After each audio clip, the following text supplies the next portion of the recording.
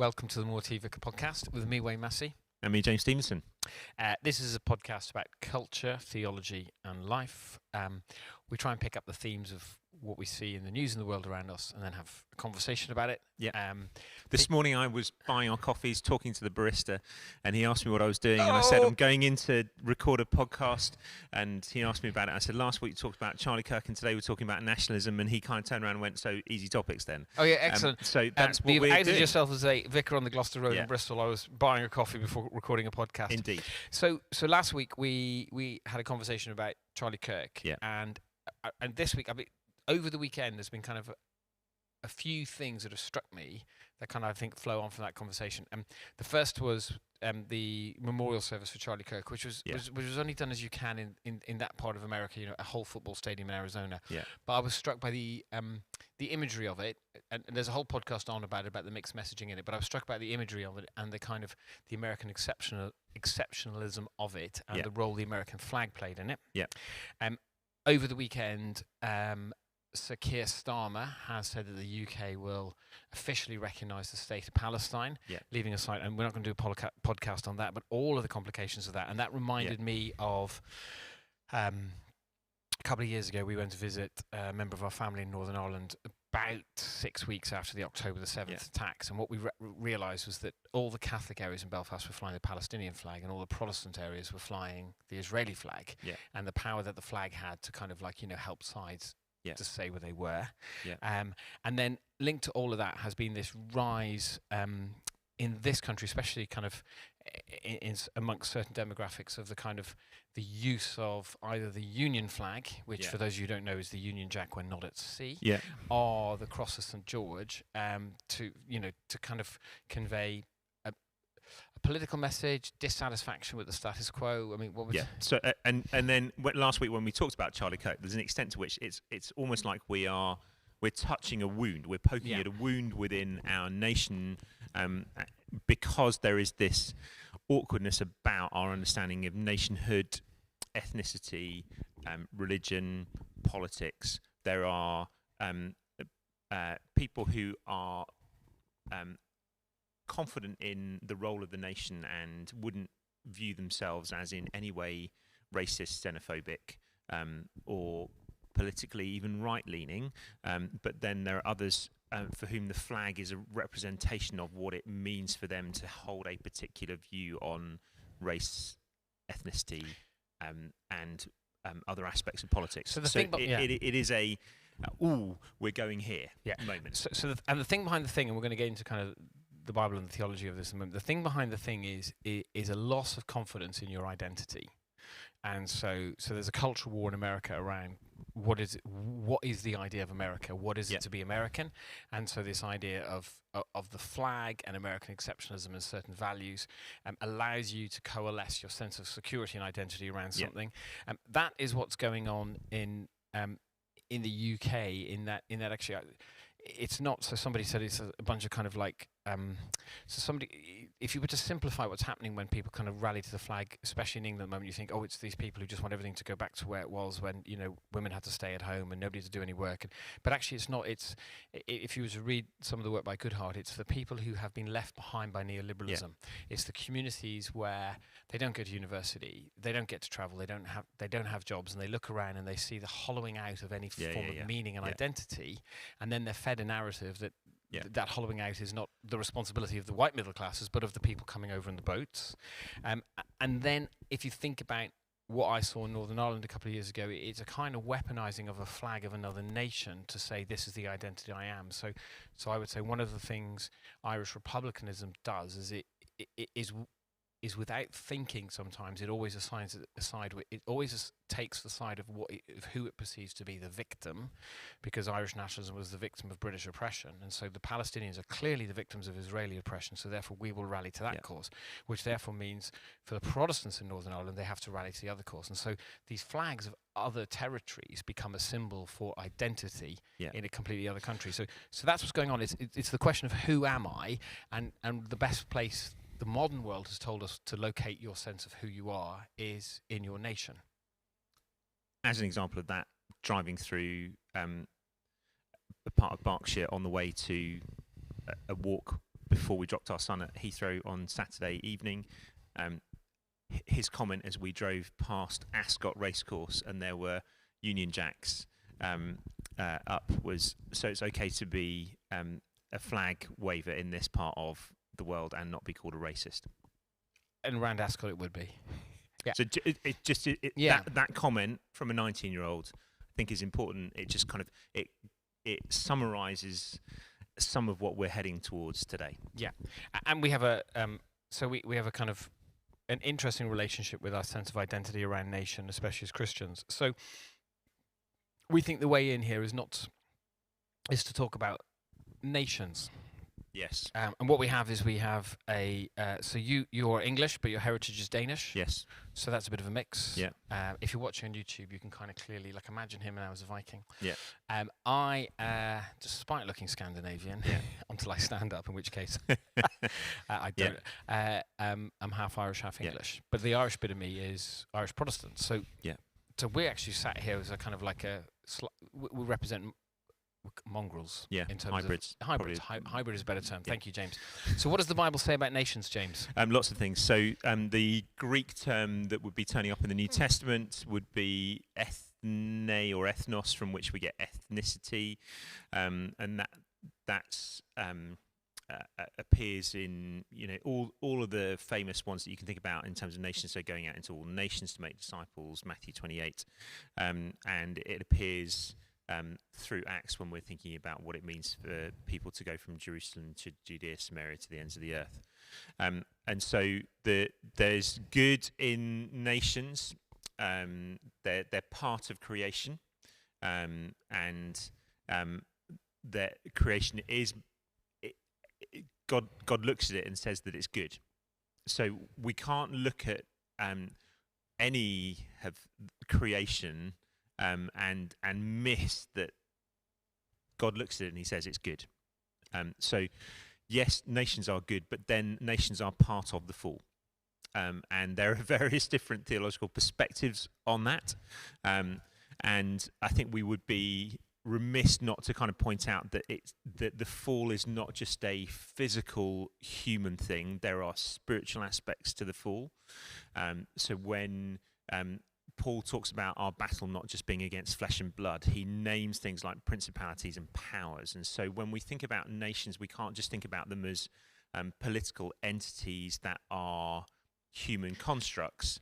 There is a spiritual dynamic to them that we can't necessarily see with our human eyes, but is part of the created order. We'll widen this up, but if you read the Old Testament and then you read and you think about ancient Near Eastern understanding, that there was this concept that the gods of the nation's gods were localized. So when Naaman has his leprosy healed by Elisha and he converts to Yahweh, he asks if he can take some soil back to his land so that he may worship Yahweh there as well. And so there was this. They had a high, and so therefore, if your nation beat another nation at war, it meant that your God was better than their God.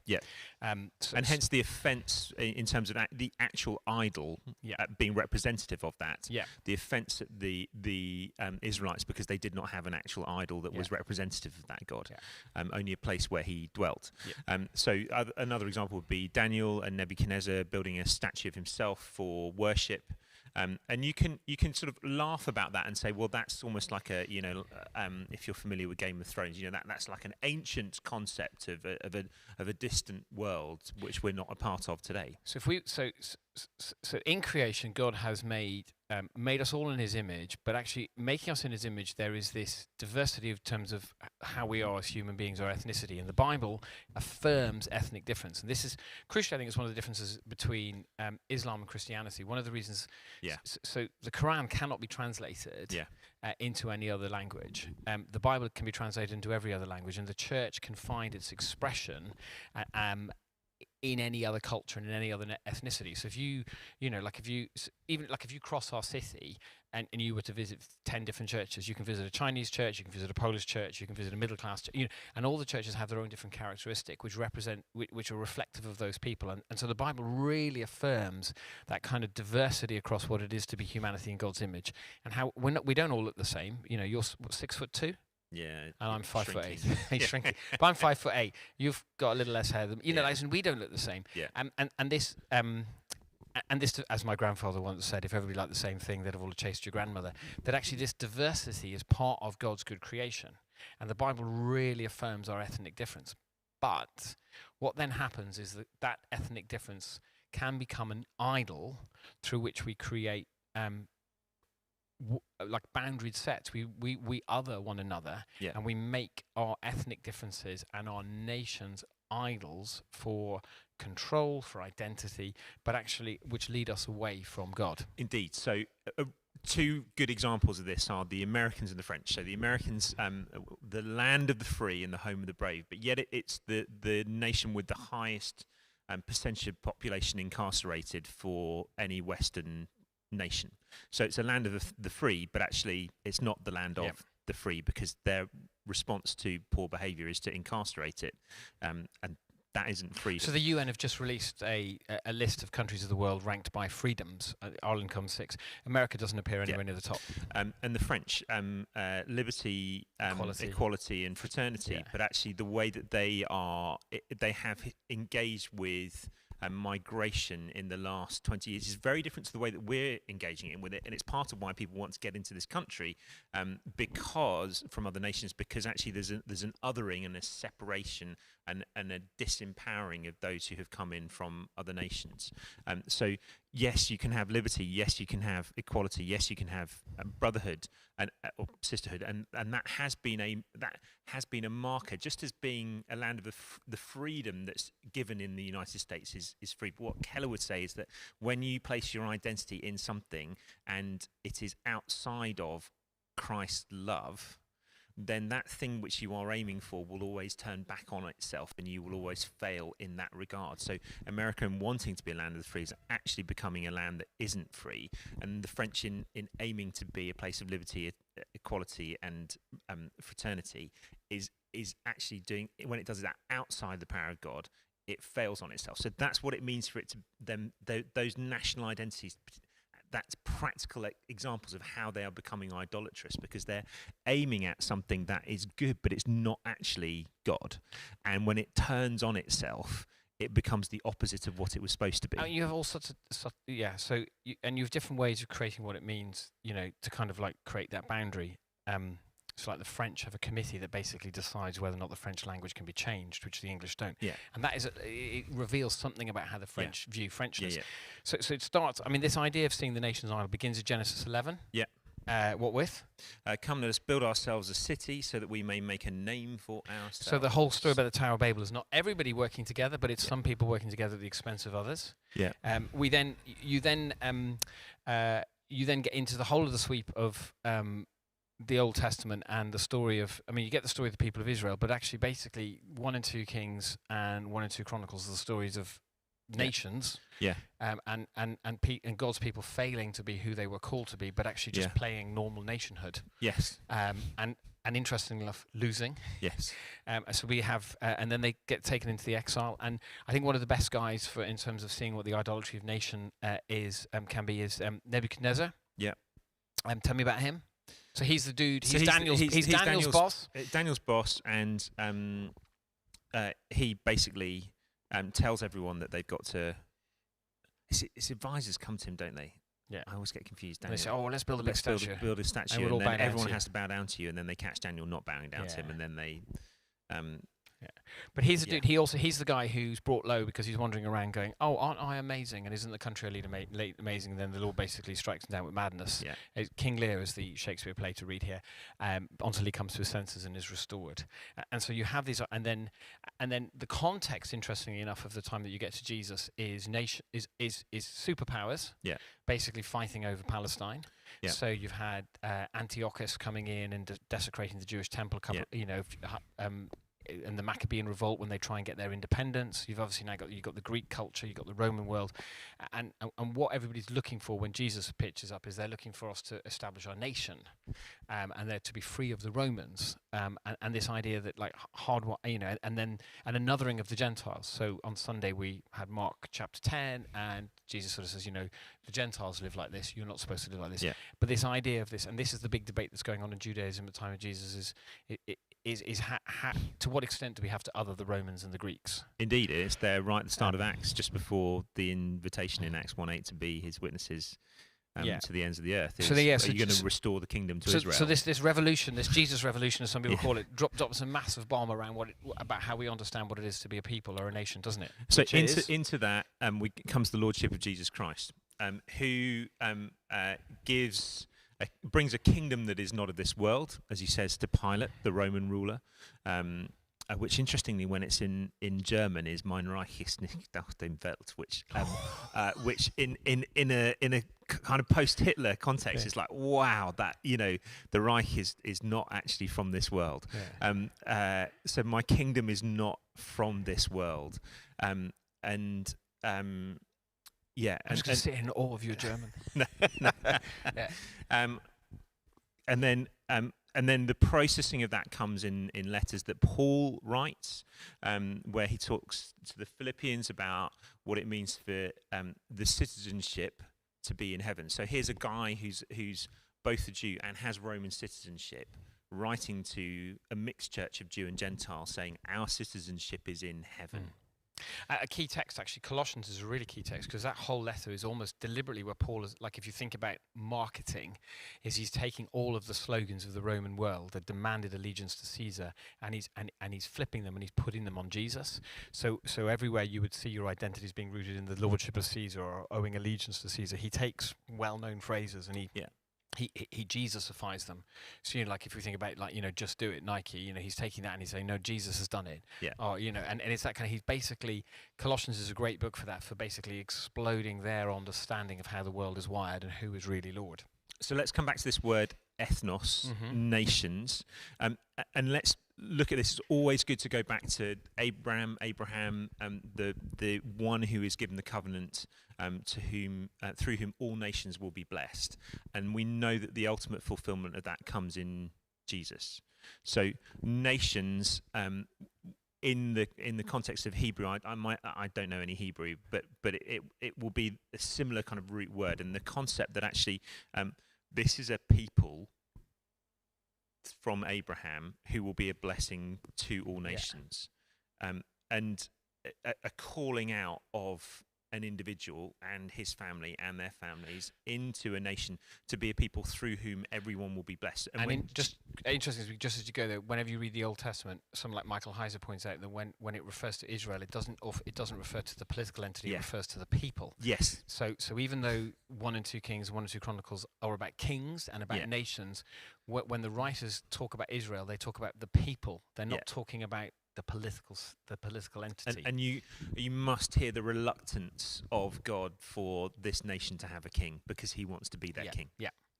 And then when Jesus comes and he says, "My house shall be a house of prayer for all nations," you've got to hear that in this setting, and hear, or we'd love you to hear that in this setting, and hear actually his house isn't just a temple, it's a people.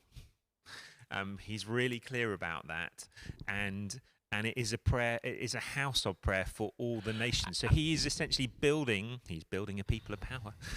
He's building. We're into retro songs here at B&A.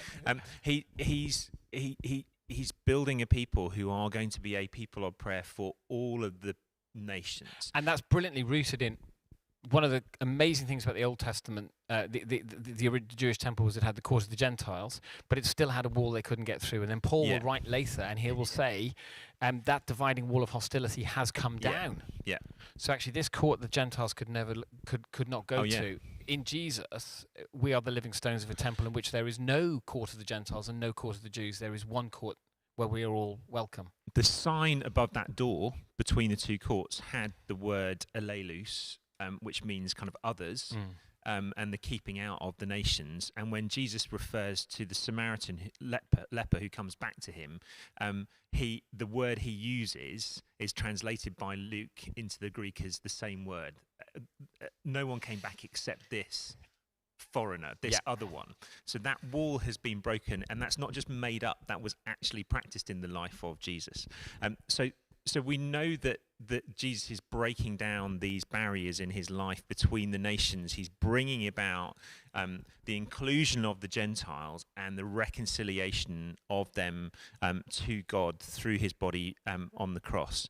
But then the vision of at the end that we receive through the New Testament comes in Revelation, and I think I've got to confess that in the last 24 hours I've been thinking about this differently. So when it talks about people from every tribe and every nation gathering on God's holy mountain in Revelation, I've thought of that as in there are going to be representatives from all nations, and isn't that going to be a wonderful thing? I didn't necessarily think about it like a kind of renewed, redeemed version of the United Nations with people carrying their flags, but I did think about it more like, oh yeah, there's going to be people from every.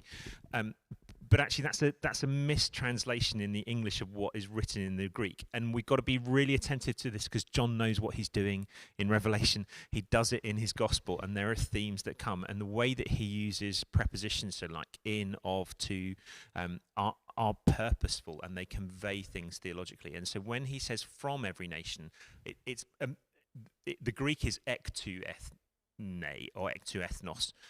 So it's almost like it's out of the nations. So there's a calling out of the nations into this new people who will gather. So there will be people coming out of out of every nation to God's holy mountain, which is a different translation to from the nations, and that's where we've got to be careful with English because it can lead us to misunderstanding of what's written in the Greek originally. Interestingly, like a kind of slightly trite illustration, but a good one on one level is some of the kind of like bigger football clubs in the UK have a history of kind of signing foreign players, which is really increasing the Premier League, and there is something whereby especially like a club like Liverpool, which has Liverpool as a city has its own kind of identity. That people like you think about like Jan Molby, who came from he's Danish, but actually now speaks a Scouse accent. That actually almost these people get called out of and become Liverpudlian and become part of Liverpool Football Club, and their stories assimilating. But in a healthy way without losing their difference. And that's the kind of picture that it's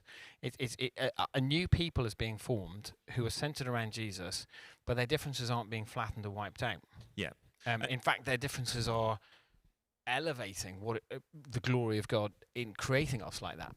And so because we live between these horizons of the cross and the end, as Christians, we're looking back to understand what is it that's happened at the cross. We know the dividing wall has been broken between Jew and Gentile, and we're looking to the end where we're being called out from the nations into relationship with God.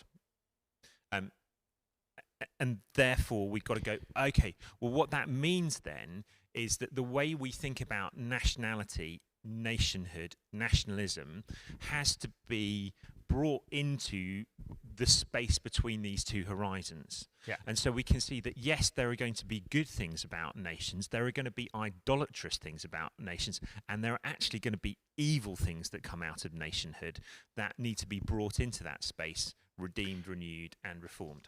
So let me. If we come and close the landing, I'm going to close the landing with one of my favourite theologians, and then we're going to go down. So the city-state was a big thing in around the time of the Reformation. So we didn't have. Interesting enough, there weren't like countries like Italy or Switzerland. There were city-states with hinterlands, and a guy called Zwingli, who was a kind of contemporary of Calvin et al. And was in Zurich. That was the city-state that he ministered in. And what the people of Zurich used to do is they kind of used to march out and all stand in a field under the flag of Zurich and kind of declare their allegiance to their city. And Zwingli went, and in his writing on communion, which is where when we receive bread and wine in memory of what Jesus has done for us, appropriated that as what Christians are doing. We don't go out of the city walls and stand under a flag of Ireland or Denmark or the United Kingdom or America, but we gather around a table. And he said the Holy Supper is a memorial of Christ whereby the Christian community declares itself to be of one body, united under Christ's head, gathered beneath his banner. So he appropriates his flag imagery and says actually the primary place that we receive our identity and declare our identity is the communion table, not under a flag of a nation. And so therefore, so for him, communion is not a private thing at all. It's a public declaration of who you truly belong to, and that supersedes any sort of allegiance that you might have to the state or to the city-state. And when you begin to unpack that, you've got nationalism rises as a real force in the early 20th century, and the German theologian Karl Barth wrote that he thought it was a demonic force because actually it was taking people's focus, taking people's identity, and leading them away from their need for Jesus. John Stott, who was a minister and a theologian in the back half of the 20th century, was behind something called the Lausanne Covenant, but he basically saw that he recognized that Christianity is a global movement, not a national movement. And so therefore you then get people like Miroslav Volf, who is from the former Yugoslavia and has written powerfully about what happens when civil war comes to countries. He says what happens when you let a flag replace the cross. Yeah. When you let I love that phrase. Beware when flags replace the cross. When your identity is somewhere else. And then James K.A. Smith, who's a subtle way of getting in St. Augustine. He basically he uses the idea that actually nations are flags or symbols of nations. They act as liturgies. What are liturgies? They are forms to our worship that help to root us in who we are. Yeah. And actually a liturgical move where you have an event in a stadium with the American flag, or where you paint all your roundabouts in the cross of St. George, which is a hilarious story for another day about how we ended up with that flag. He said actually the church needs to counter how the world gathers around those liturgies, with its liturgy, which is when we gather around the Word, the Bible, and the table, communion. And so therefore there's this kind of thing as Christians, we understand and we affirm ethnic difference. Yes. And we do understand, and I think affirm good nationhood as a way of ordering ourselves this side of eternity, but we don't let it become an idol that defines us, or that enables us to others, to other people. So there is good in nationality, but let's not idolize it. Let's recognize the longing to belong, and to be a part of something, but let's live out what it means to be living between the two horizons of the cross and the return of Jesus as citizens of heaven, and then inviting people into that identity, because as we invite people into that identity, we are just taking step after step towards that next horizon. And it's okay to say that when the Six Nations come, I hope England lose every match. Thanks for listening.